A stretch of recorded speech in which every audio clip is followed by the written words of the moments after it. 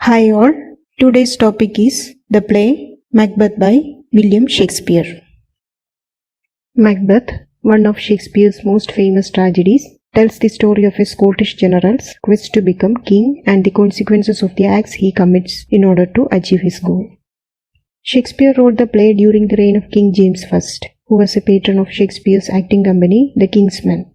He borrowed the story of Macbeth from one of his favorite sources, Holinshed's historical work, Chronicles of England, Scotland and Ireland. Shakespeare has combined incidents taken from different parts of Holinshed's books such as the story of Macbeth and the story of the murder of King Duff. Many personalities and events of the play are not historically correct. He appears to be mixed fact and fiction in the play. Shakespeare lived in an age in which the common people held many superstitious beliefs. They believed in supernatural elements like ghosts, witches and fairies.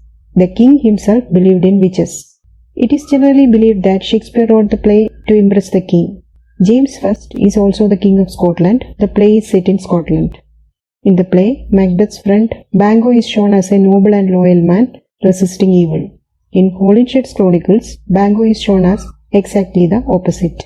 King James I claimed ancestry from Bango. The play was first performed in 1606 and was published in the first folio of 1623. The main characters in the play include Duncan, the King of Scotland, Malcolm, elder son of Duncan, Donalbain, younger son of Duncan, Macbeth, a general in the army of King Duncan. At the beginning of the play, he is Thane of Lance. Lady Macbeth, wife of Macbeth, Bango, Macbeth's friend and a brave noble general in the army of King Duncan, Cleance, son of Bango. Macduff, the Thane of Fife, Rose and Lennox, Scottish noblemen.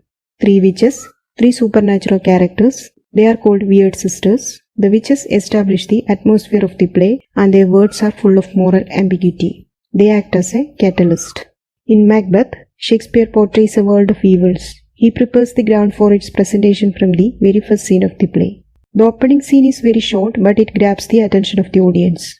Shakespeare introduces us to a scene of thunder and lightning. Three weird-looking women with choppy fingers, skinny lips and beards appear on a desolate heath. The thunder and lightning and the fog and filthy air of the opening scene suggest the atmosphere of the play. The hero of the play is indirectly introduced. The witches make a mention of him. They decide to meet him when he returns from the battlefield. The witches' words in the last line of the opening scene, "Fair is foul and foul is fair," strikes the keynote of the play. What appears to be good may be bad, and what appears to be bad may be good. At King Duncan's palace, Macbeth, the general of his army, is presented as a loyal warrior, a hero who fights valiantly on the battlefield to defend his country against invasion and treachery. King Duncan names Macbeth Thane of Cawdor as a reward for his success in the recent battles. In Act 1, Scene 3, the witches preparing for their first meeting with Macbeth.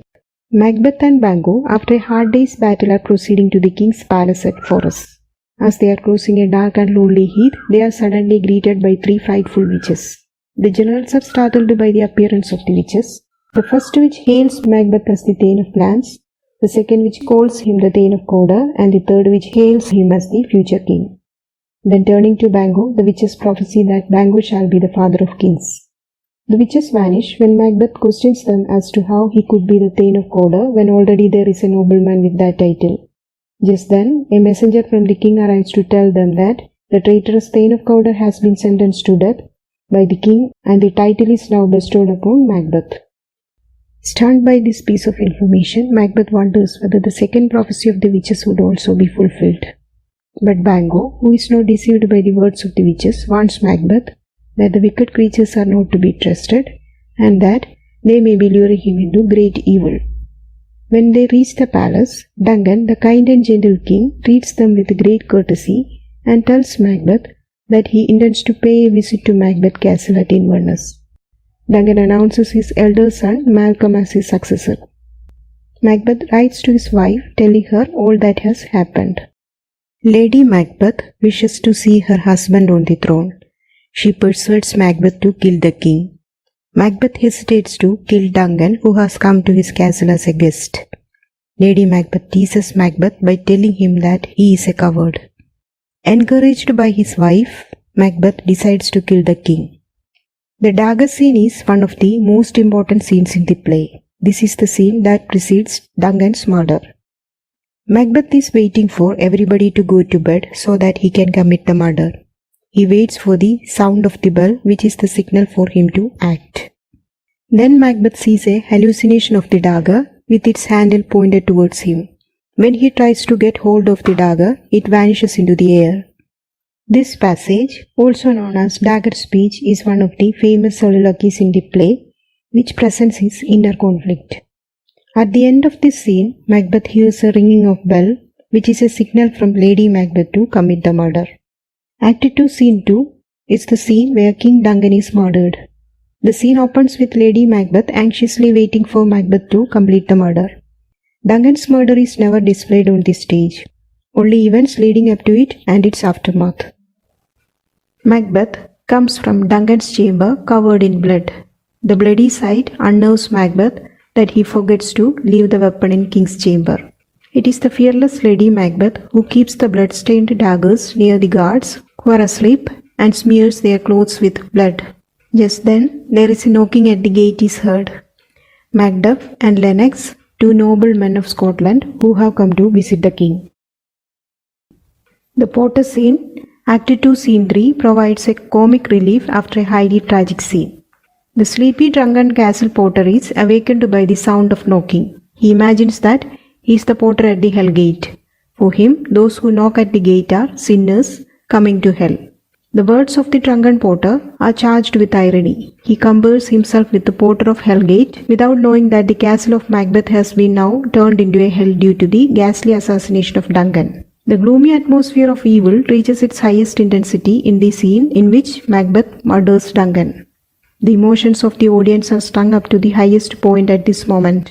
Hence, a relief from this tense state and the surrounding horror becomes a necessity. The Potter scene is a theatrical necessity. It gives time to Macbeth and Lady Macbeth to change their clothes and to wash their blood-stained hands before welcoming their visitors. A little time must elapse between Macbeth's exit and Macduff's entry. When Macduff goes to meet the king, he is shocked by the horrible sight of the dead body of Duncan. The entire castle becomes a scene of confusion and chaos. Macbeth kills the two chamberlains who were keeping guard over the king's chamber, blaming them for the murder of the king. The sons of the dead king are in danger and they resolve to flee the country. Malcolm goes to England while his younger brother Donalbain seeks refuge in Ireland. The flight of the princess has brought suspicion upon them. Since Macbeth, the Thane of Cawdor, is next in line to the throne, he is proclaimed King of Scotland. Though Macbeth has now achieved the ambition of his life, he is haunted by horrible dreams and his mind is never free from fear. He is often bothered by the second prophecy of the witches that Bango's heirs would rule Scotland. Macbeth feels that he can never be safe on the throne as long as Bango is alive, so he makes up his mind to murder Bango and his son Fleance. He invites them to a royal feast and hires murderers to assassinate them on their way to his castle. Bango has been killed, but Fleance somehow managed to escape. The banquet scene takes place in Act 3, Scene 4. The news of the murder of Bango is secretly conveyed to Macbeth. When Macbeth proceeds to take his seat after expressing his regret for the absence of the chief guest Bango in the feast, he is shocked to see the ghost of Bango with the blood in its hair. Macbeth is frightened by the vision. The ghost is visible only to Macbeth. The reaction of Macbeth throws clues at the murder. The invitees are shocked. The ghost appears to him a second time, unnerving him again. Lady Macbeth fears that Macbeth may speak out the details of the murder of Duncan. She quickly takes command of the situation, apologizes for her husband's behavior, leads him away and dismisses the bewildered guests. The scene shows the guilt, fear and the corruption deep within Macbeth. Shocked by the appearance of Bango's ghost, Macbeth's mind is tortured by fear and doubt about Fleance, who has escaped. Macbeth decides to meet the witches for a second time in order to know of his future. The witches show him 3 apparitions and give him false sense of security by their ambiguous answers. The first apparition of an armed head asks Macbeth to beware of Macduff.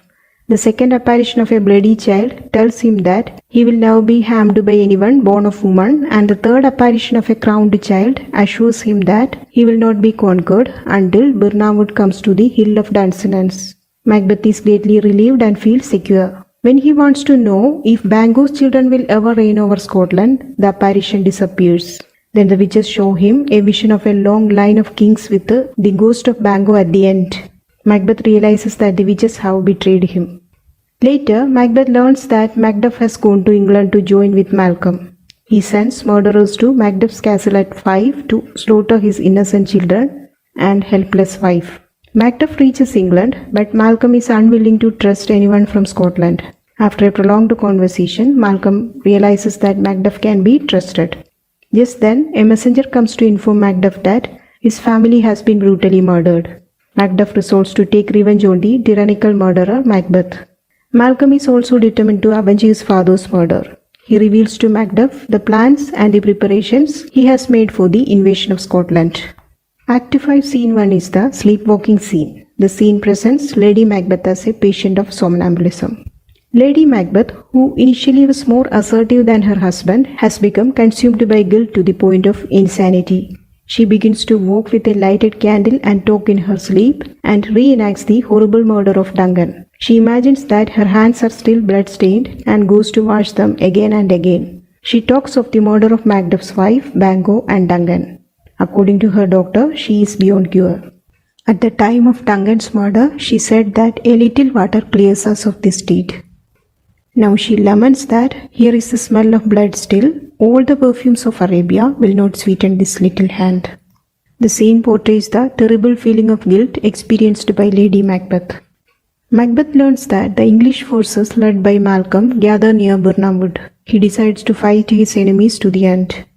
Later, Macbeth receives the news of his wife's death. Hearing this, Macbeth is emotionless, saying she should have died hereafter. Then follows one of the most famous soliloquies. Macbeth realizes the brevity and futility of life. Life is short-lived as a burning candle. It is meaningless as a foolish tale told by an idiot in high-sounding words. This passage expresses his strong emotions, the heaviness of heart, and his sense of despair.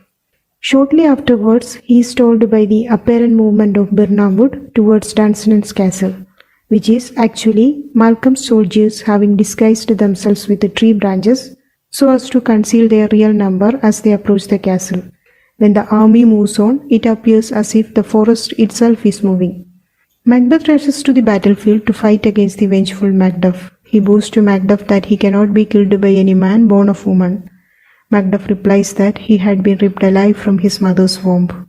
Macbeth realizes that the prophecy of the witches is fulfilled, yet he fights desperately till he is killed by Macduff, who cuts off his head. Malcolm is proclaimed the King of Scotland. A Shakespearean tragedy is a tragedy of character. The hero is the architect of his own misfortune. A tragic error or slip on the part of the noblest man leads him to his downfall. Bradley calls this as tragic flow. Aristotle calls it hamartia. This tragic flow then sets in motion a certain chain of events which ultimately leads to the demise of the character, accompanied with the catharsis for the viewer. Macbeth is Shakespeare's shortest and bloodiest tragedy, which shows the influence of evil on the human mind. With great dramatic skill and psychological insight, Shakespeare presents Macbeth as a victim of criminal ambition. Until Macbeth yields to the temptation of becoming a king, he has been a loyal subject to Duncan and a brave warrior free from all blame. His ambition blinds him from seeing the destructive path he has been created, which resulted in his ultimate downfall. That's all for today. Thank you for watching.